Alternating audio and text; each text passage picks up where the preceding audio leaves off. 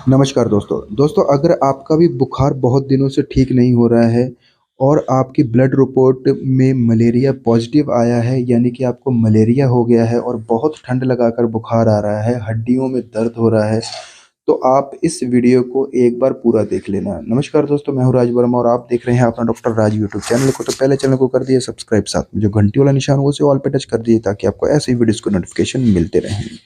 दोस्तों आज हम जिस इंजेक्शन के बारे में बात करने वाले हैं, उस इंजेक्शन का नाम है बेरीथर इंजेक्शन। इसमें जो सॉल्ट है वो है अल्फा बीटा अर्थरीथर इंजेक्शन।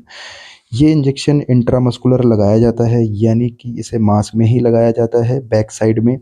और ये जो मलेरिया हो जाता है मच्छर के काटने की वजह से, उसको ठीक करने के लिए इस्तेमाल किया जाता है। दोस्तों मच्छर के जो लक्षण जो मलेरिया के लक्षण होते हैं, उनमें होता है कि पेशेंट को बहुत ठंड लगाकर बुखार आ रहा है, या फिर उल्टियाँ हो रही हैं, दस्त हो रहे हैं, पीलिया हो गया है और बुखार ठीक ही नहीं हो रहा है, सिर दर्द हो रहा है बार बार, और बार बार बुखार आ रहा है, गोली खाने के बाद उतर जाता है फिर से आ जाता है, या फिर जोड़ों में दर्द हो रहा है बहुत ज़्यादा।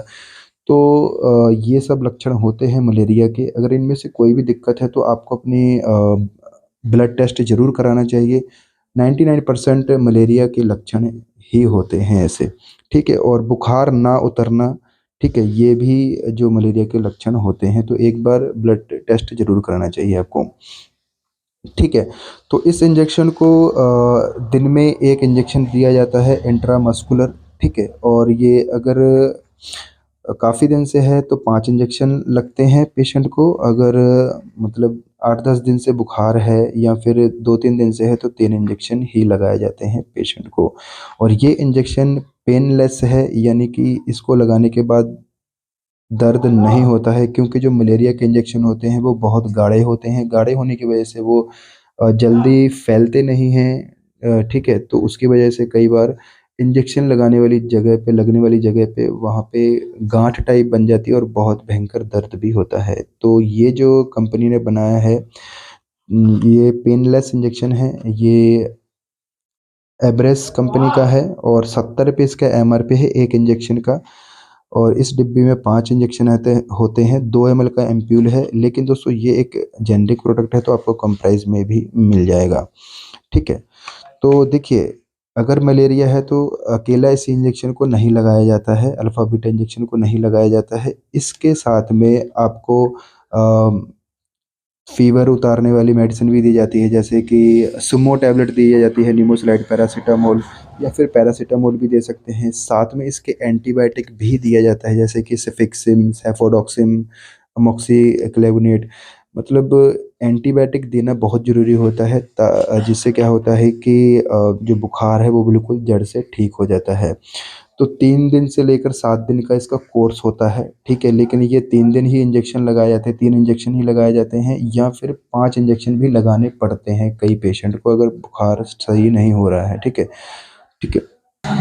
लेकिन दोस्तों इस इंजेक्शन को आप अपनी मर्जी से घर पर नहीं लगवा सकते हैं। इसे हॉस्पिटल्स या क्लिनिक में ही इस्तेमाल किया जाता है। आप अपनी मर्जी से इसको नहीं लगवा सकते हैं और बिना पर्चे के ये आपको नहीं मिलेगा, ठीक है। जब आप किसी डॉक्टर के पास दिखाने जाएंगे, उनको चेक कराने जाएंगे, आपके ब्लड टेस्ट होगा, ठीक है, उसमें पॉजिटिव आएगा, तब इस इंजेक्शन को लिखा लिखा जाता है डॉक्टर द्वारा। और फिर साथ में इसके अगर सर्दी खांसी भी है तो उसका सिरप दिया जाएगा, एंटी कोल्ड टैबलेट दी जाएगी। बुखार आ रहा है बार बार तो बुखार उतारने वाली गोली दी जाएगी, साथ में पैरासीटामोल वगैरह, और साथ में एक एंटीबायोटिक भी दिया जाएगा, जैसे कि जो मैंने भी नाम बताए थे, सेफेक्सिम वगैरह, ठीक है। तो साथ में इन दवाओं को दिया जाता है, फिर इस इंजेक्शन को साथ में लगाया जाता है। पूरा कॉम्बिनेशन होता है इस दवाई का।